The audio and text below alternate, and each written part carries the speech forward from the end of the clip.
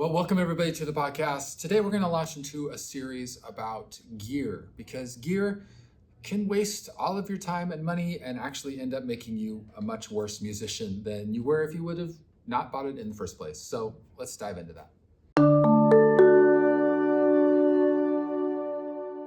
Well, hey everybody, this is Stephen Reed, coming to you actually from a remote location. This is a keyboard at a school that I teach at, and I thought it would be a good example of a principle that I have come to learn, and the Lord showed me something the last time I was kind of teaching a similar topic to my students, and so I thought I would share, or it would be appropriate to do it here in front of this keyboard. And so as we begin talking about gear, it can get really interesting because gear can sometimes be your best friend. It can help you. It can get you down the path of where it is you need to go.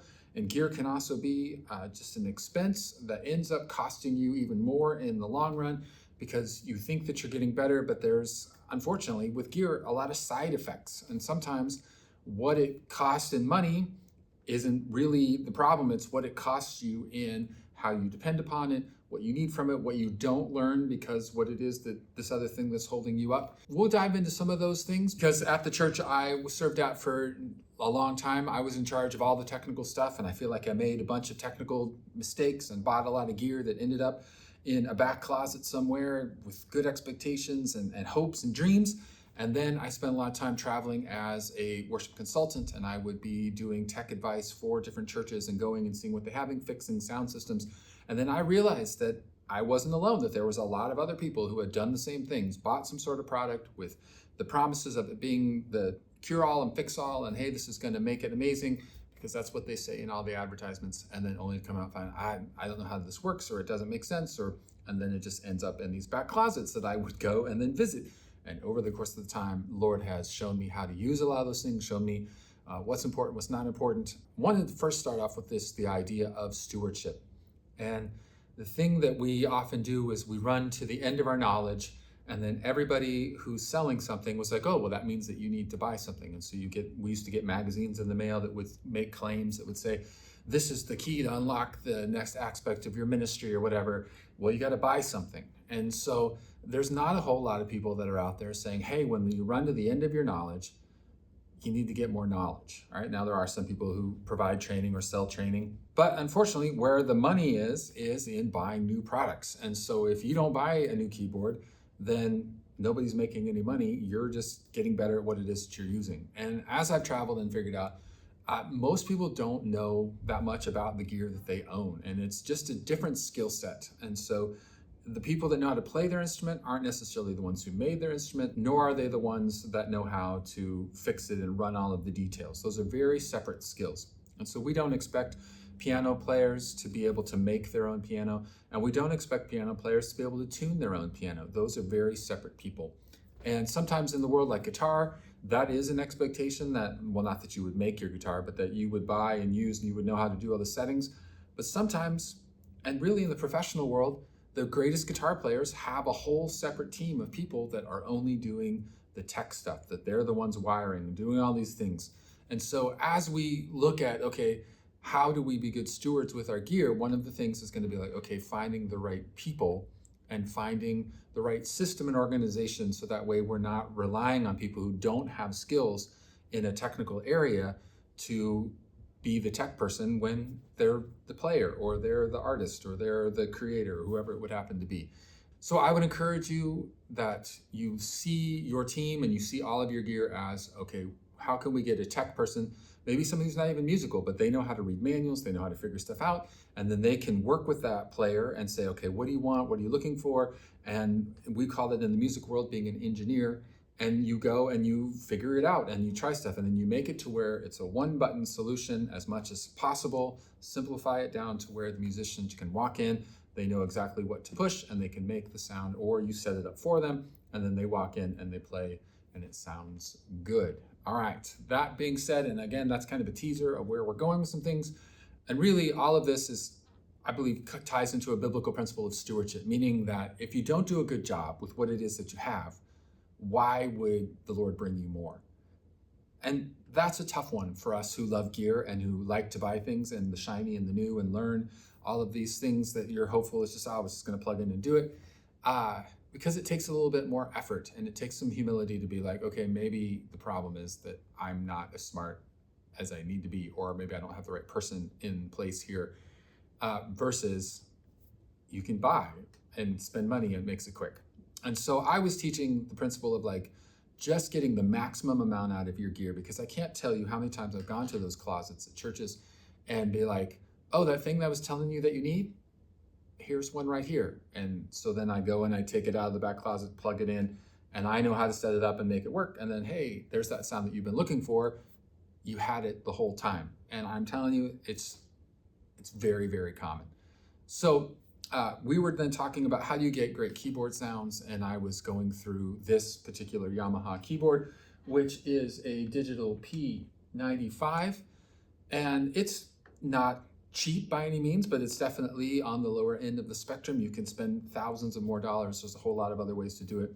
And you would think, well, it's got some limited features. And so I was just kind of showing them, okay, this is what it can do. And so it has piano sounds, has a different piano sound, then it has electric piano sounds for all you 80s fans out there. Kind of got a nice little thing that's coming in style, like a Rhodes. We've got a jazz organ, has a little Leslie thing going. We got a pipe organ, church kind of thing going. We got strings. We have a choir, which is just an ah sound.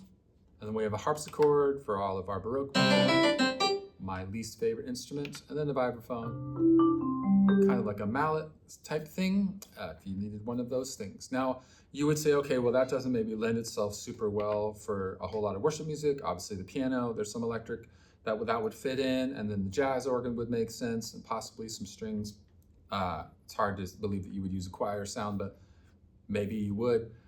So I've gone to a lot of churches that don't know the first step of the next thing, because there's a lot of hidden and secret things about this that aren't obvious, and there aren't any instructions on the actual keyboard. You would not know this unless you knew this. You have to actually go and read it or have seen somebody do it. So the first thing that I often do at churches, they're like, I'm looking for that like string pad piano sound, and they'll be like, oh, well, you just go, you hit the piano button and you hit the string button at the same time, and it creates a dual voice, and then you have the piano sound along with that string sound.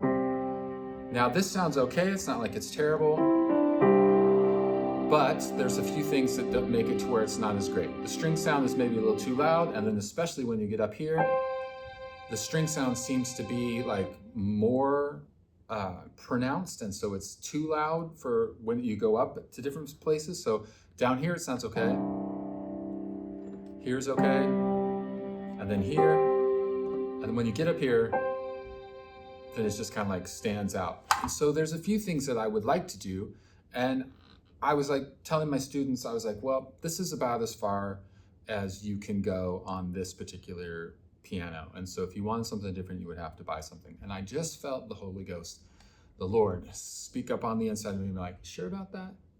And I was like, well, when any time the Lord says something like that, that means that you don't actually know what it is that you think you know. So you should go back and check. And so I went and looked at the manual and read the manual, and I was like, wait a minute, there's a whole nother level of secret buttons that do different things that I wanted it to do, but I didn't know that it did it. And so I thought I would share some of those with you, just again as an example of this idea of being stewardship and getting the most out of the gear that you have.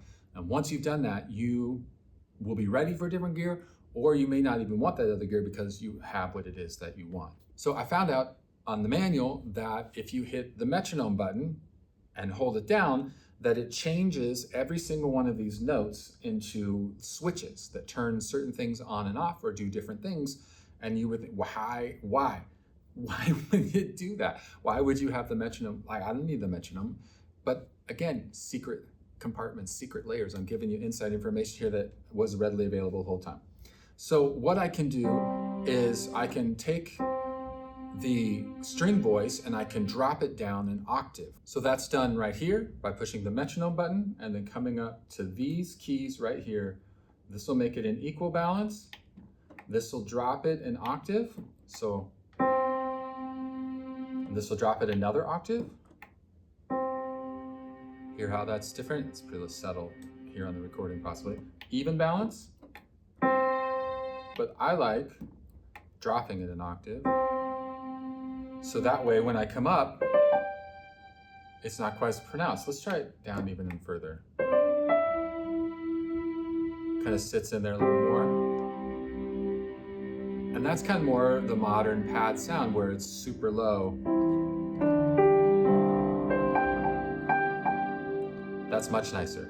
Now I would say that's better, but I would still like the pad sound to be a little bit quieter. And lo and behold, guess what? You can do that by pushing metronome, and then you get these keys up here control the balance of whether or not which one is louder. So if I hit over here, this is going to make the strings louder. Now the piano's in there, but it's just barely. I just shifted the power, and then here is hardly any strings. Which is maybe a little, not quite as much as I want, so I'll bring it back one, which is going to be this key. I don't know, maybe I like the other one better. Right there. That was not the answer. That one there. There we go.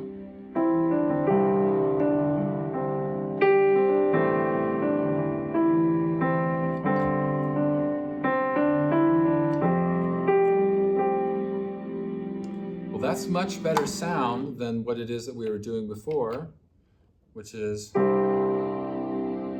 strings being higher, strings being louder, right? Which is a whole lot better than just piano.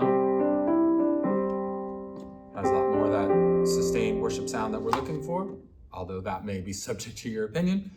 But there's actually other things that are done as well as we can affect the reverb. There's this whole other settings. So the point I'm trying to make, and you can decide whether or not that's going to be sufficient for you, is that we first have to jump in and learn our gear to the fullest extent, and that is just the principle of stewardship.